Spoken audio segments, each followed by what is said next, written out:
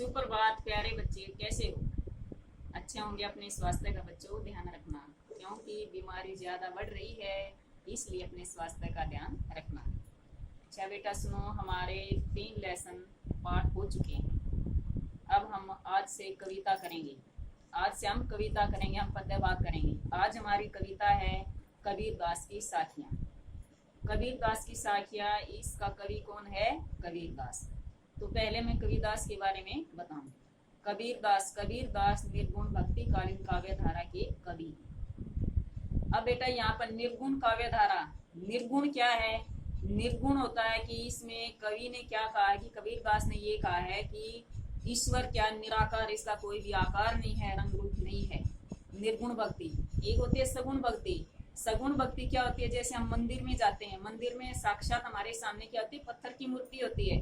उसके सामने बैठकर हम जो भक्ति करते हैं, पूजा करते हैं, वो हमारी क्या है? सगुण भक्ति। निर्गुण भक्ति क्या है कि हम कहीं पर भी बैठकर, जंगल में या घर के आंगन में कहीं पर भी बैठकर भगवान के नाम ले सकते हैं। हमारी क्या है? निर्गुण भक्ति, कि भगवान कण कण में विद्यमान है। ये किसने कहा? कबीर दास ने कहा। हमें उसे कहीं भी ढूंढने की आवश्यकता नहीं है। तो कबीर दास निर्गुण भक्ति काव्य धारा के कवि थे। इनका जन्म 1398 में काशी में हुआ था। इनकी बीजक एक महत्वपूर्ण रचना है, वो इसके 3 भाग हैं, शब्द, साखी और हरमेणी।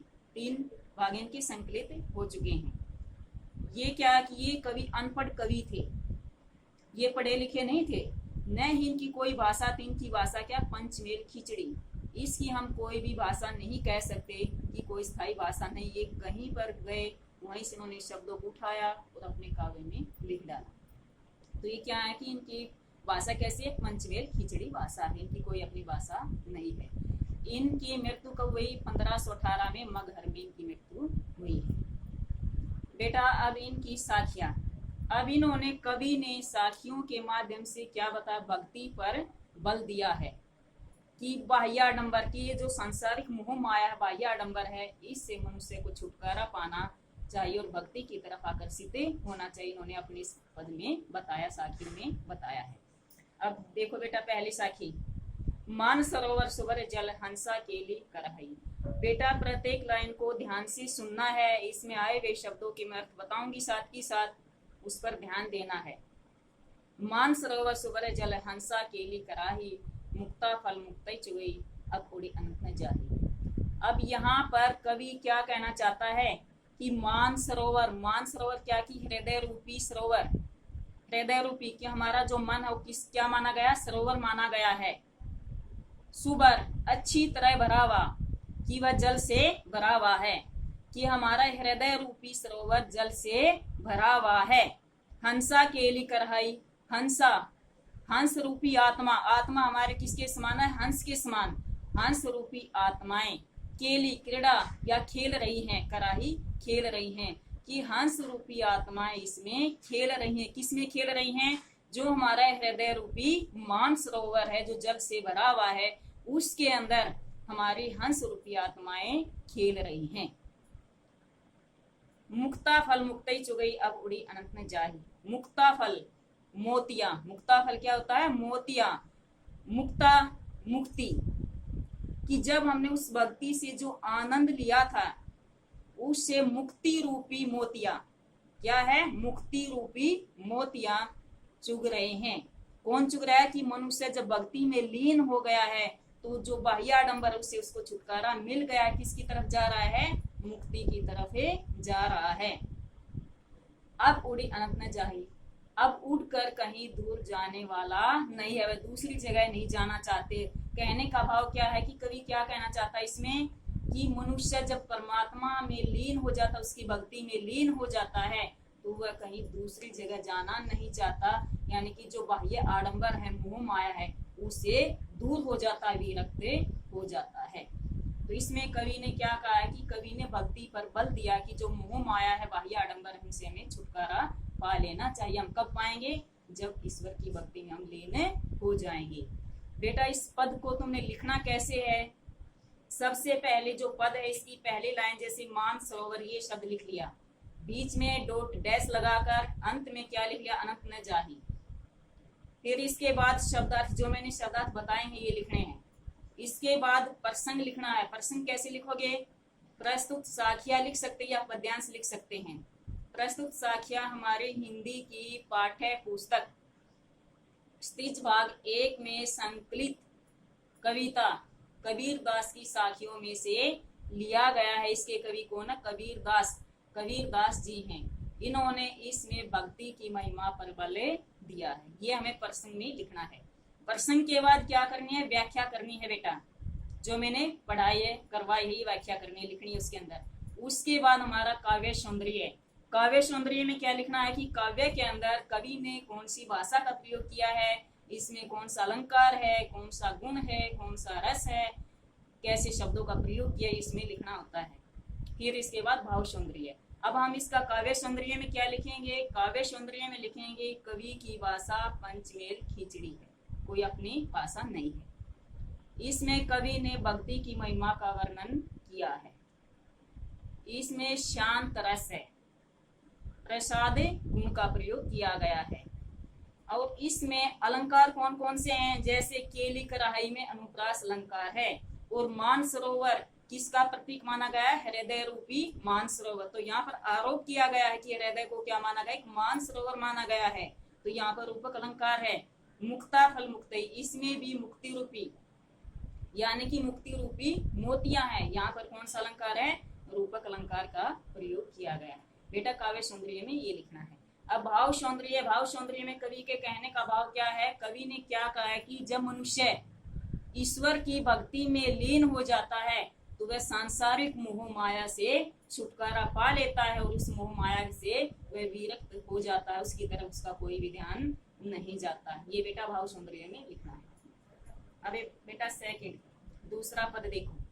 प्रेमी ढूंढत में फिरो प्रेमी मिले न कोई।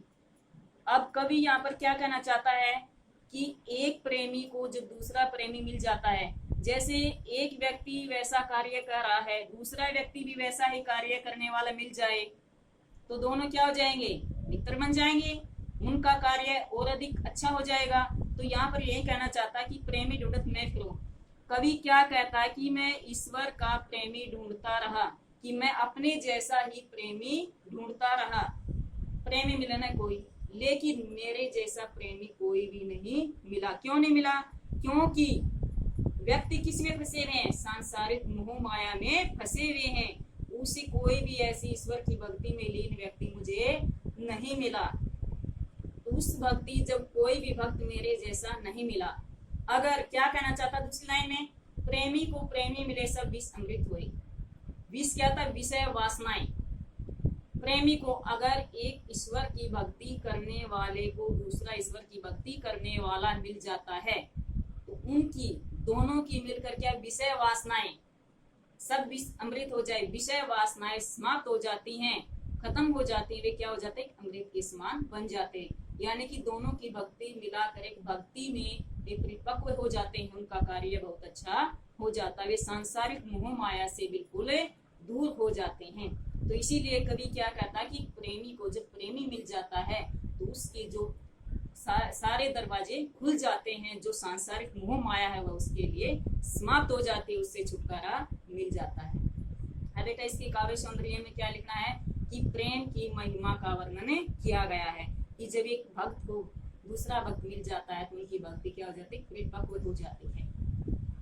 रस भैया बेटा शांत रस का प्रयोग है, प्रसाद गुण का प्रयोग किया गया है। अब इसमें बेटा जैसे कोई होई अनुप्रास अलंकार का प्रयोग किया गया है।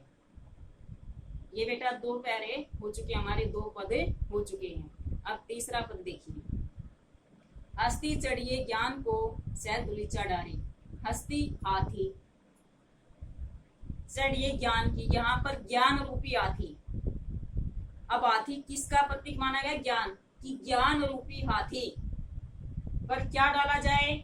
सहजता रूपी गलीचा। दुलीचा क्या? गलीचा। जो हाथी के ऊपर जो गलीचा बिछाया जाता है, उसके ऊपर जो बैठा होता है ना, राजा महाराज जो भी उसके हाथी के ऊपर बैठता है तो गलीचा, वो गलीचा होता है नीचे। तो उस पर क्या है कि ज्ञान रूपी हाथी पर सहजता रूपी गलीचा डालो। सहजता, सहनशीलता, शांत स्वभाव का उस पर गलीचा डालो। समान रूप संसार है। समान क्या? कुत्ता। ये संसार क्या है? एक स्वार्थी है। संसार को किसके समान बताया गया? कुत्ते के समान। समान क्या? कुत्ता। कुत्ते के समान। ये संसार एक कुत्ते के समान है।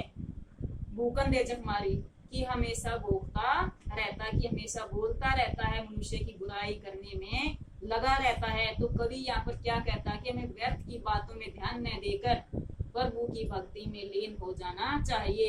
ये जो संसार एक स्वार्थी है, जो बुराइयों की उसको लत पड़ी हुई है, उसको छोड़कर हमें प्रभु की भक्ति में लीन हो जाना चाहिए। बेटा अब इसका काव्य सौंदर्य में क्या लिखोगे? काव्य सौंदर्य में रस भी हमारा वही शांत रस है, प्रसाद गुण है। इसमें केवल कवि ने क्या कहा कि कवि ने सबसे पहले इसमें ज्ञान रूपी ज्ञान की महत्ता का वर्णन किया गया है कि ये संसार तो एक कुत्ते के समान है जो हमेशा मनुष्य की बुराइयों में ही लगा रहता है, क्योंकि ये संसार एक स्वार्थी है। बेटा आज हम ये 3 पद ही करेंगे। इसको फिर नोटबुक में जैसे मैंने बताया वैसे ही लिखना है कि पहले क्या लिखोगे? पद लिखोगे, पद के बाद क्या लिखोगे? शब्दार्थ, शब्दार्थ के बाद प्रश्न करोगे, प्रश्न के बाद व्याख्या, फिर काव्य सौंदर्य और फिर भाव सौंदर्य करना है बेटा। ये उसमें बुक अपने नोटबुक में सुंदर राइटिंग में लिखना है और इनको साथ के साथ याद भी करना है।